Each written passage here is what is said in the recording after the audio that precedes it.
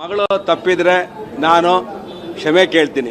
ಅದು ಭೀಮನ ಅಮಾವಾಸ್ಯೆ ದಿನ ನನ್ನ ಮಗಳು ಅಲ್ಲಿ ಉಕ್ಕುಡದ ಮಾರಮ್ಮನ ದೇವಸ್ಥಾನ ಪಾಂಡುಪುರದಲ್ಲಿ ದರ್ಶನಕ್ಕೆ ಹೋಗಿದ್ದಾಳೆ.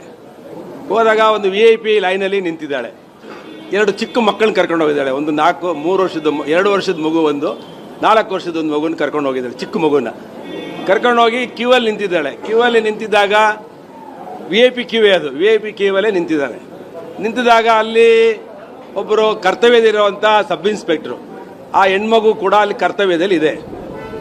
ಇವಳು ನನ್ನ ಮಗಳು ಕೇಳಿದ್ದಾಳೆ, ನನಗೆ 2 ಚಿಕ್ಕ ಮಕ್ಕಳಿದ್ದಾರೆ, ಗಲಾಟೆ ಮಾಡ್ತಾರೆ, 1 ನಿಮಿಷ ಒಳಗಡೆ ಬಿಡಮ್ಮ ಅಂತ ಕೇಳಿದ್ದಾಳೆ. ಅದಕ್ಕೆ ಆ ಹೆಣ್ಮಗು ಸಬ್ ಇನ್ಸ್ಪೆಕ್ಟ್ರು ಬಿಟ್ಟಿಲ್ಲ. ಅದಾಗಿ 1 ಸೆಕೆಂಡ್ಗೆ ಯಾರೋ ಒಬ್ಬರು ಸರ್ಕಲ್ ಇನ್ಸ್ಪೆಕ್ಟ್ರು ಬಂದಿದ್ದಾರೆ. ಆ ಹೆಣ್ಮಗುನ ಅವ್ರನ್ನ ಒಳಗಡೆ ಬಿಟ್ಟಿದ್ದಾರೆ. ಅಯ್ಯಮ್ಮ, ಅವ್ರನ್ನ ಬಿಟ್ಟಿದೆಯಲ್ಲಮ್ಮ, ನನ್ನೂ ಬಿಡು ಅಂತ ಕೇಳಿದ್ದಾರೆ. ನನಗೆ 2 ಮಕ್ಕಳಿದ್ದಾರೆ, 1 ನಿಮಿಷ ದರ್ಶನ ಮಾಡಿ ಹೋಗ್ತೀನಿ ಅಂತ. ಯಾವುದೇ ಕಾರಣಕ್ಕೂ ಬಿಡಲ್ಲ ಅಂತೇಳಿ ಏನೋ ಆಗಿದೆಯೋ ಘಟನೆ ಗೊತ್ತಿಲ್ಲ, ಮಾತಿಗೆ ಬೆಳೆದು ನನ್ನ ಮಗಳೇನೋ ಕಪಾಳಕ್ಕೇನೋ ಹೊಡೆದಿದ್ದಾಳೆ ಅಂತೇಳಿ ನಾನು TV ನೋಡಿದೆ. ನನ್ನ ಮಗಳು ಹೇಳಿದ್ರು ಗಲಾಟೆ ಆಗಿದ್ದು ನಿಜ ಅಂತ ಹೇಳಿದ್ಲು. ದೇವಸ್ಥಾನದಲ್ಲಿ ಯಾವಾಗಲೂ ಶಾಂತಿಗೆ ಹೋಗೋದು, ಗಲಾಟೆ ಆಗಬಾರ್ದಾಯ್ತು. ಮಗಳು ತಪ್ಪಿದ್ರೆ ನಾನು ಕ್ಷಮೆ ಕೇಳ್ತೀನಿ. ಯಾಕೆಂದರೆ ದೇವಸ್ಥಾನದಲ್ಲಿ ಯಾವುದೇ ಕಾರಣಕ್ಕೂ ನೆಮ್ಮದಿಗೆ ಹೋಗಿ ನೆಮ್ಮದಿ ಹಾಳು ಮಾಡ್ಕೋಬಾರ್ದು. ಆ ಸಬ್ ಇನ್ಸ್ಪೆಕ್ಟರ್ ಏನು ಹೇಳಿದ್ರೋ ಪಾಪ ಗೊತ್ತಿಲ್ಲ ನನಗೂ. ಅವ್ರ ಕರ್ತವ್ಯದಲ್ಲಿ ಇರಬೇಕಾದ್ರೆ, ಒತ್ತಡದಲ್ಲಿ ಇರಬೇಕಾದ್ರೆ ಏನೋ ಅಂದಿರ್ತಾರೆ. ಆದರೆ ಸಾರ್ವಜನಿಕ ಜೀವನದಲ್ಲಿರುವಂಥ ನನ್ನ ಮಗಳಿಗೆ ತಾಳ್ಮೆ ಇರಬೇಕಾಗಿತ್ತು.